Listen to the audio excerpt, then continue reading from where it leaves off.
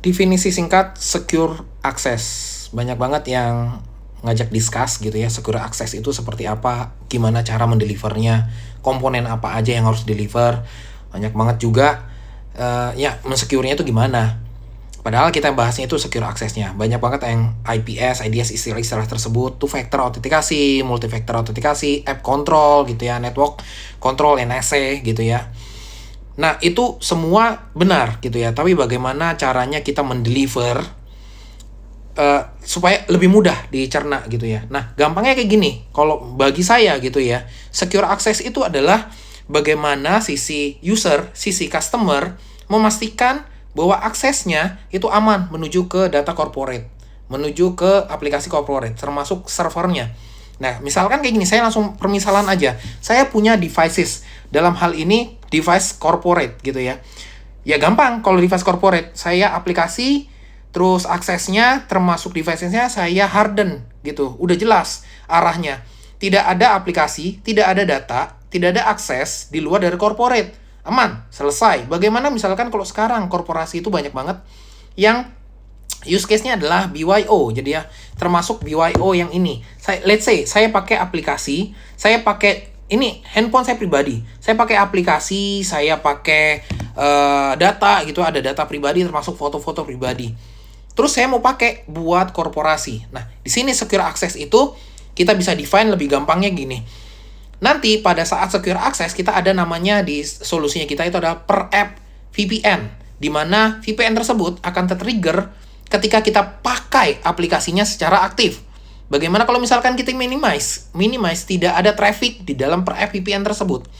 Lah gampangnya kayak gini, nanti antar corporate ya corporate, ya udah corporate aksesnya secure. Nah, kalau yang personal itu ada personal area sama ada corporate area.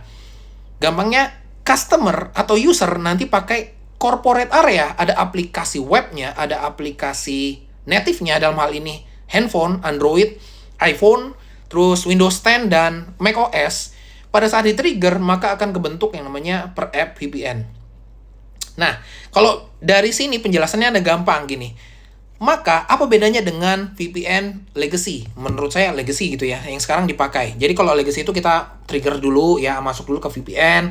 Terus semua traffic, mau ke Facebook, mau ke Twitter, mau Instagram, semua larinya ke corporate. Betul. Nah, nanti kalau misalkan per VPN yang tadi yang saya bilang adalah aplikasi yang di-manage saja, yang kita masukin ke dalam corporate, itu akan men-trigger per VPN tadi gitu ya. Sehingga nanti kalau ada yang buka di area personal, buka Instagram, buka Twitter, itu langsung direct ke internet, tidak masuk ke korporasi.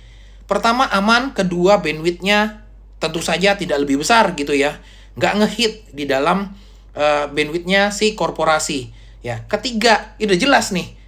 Udah aman, network-nya juga bisa dikontrol gitu ya. Yang ketiga, itu IT, dengan mudahnya kita bisa mendefine orang tersebut. Kalau yang tadi yang saya bilang ada di sisi data server, security di server, lalu ada juga security dari sisi identity. Sehingga nanti pada saat di per VPN, nanti pada saat saya trigger, let's say saya Santoso, saya bekerja sebagai IT gitu ya. IT ternyata saya IT development, bukan IT operation.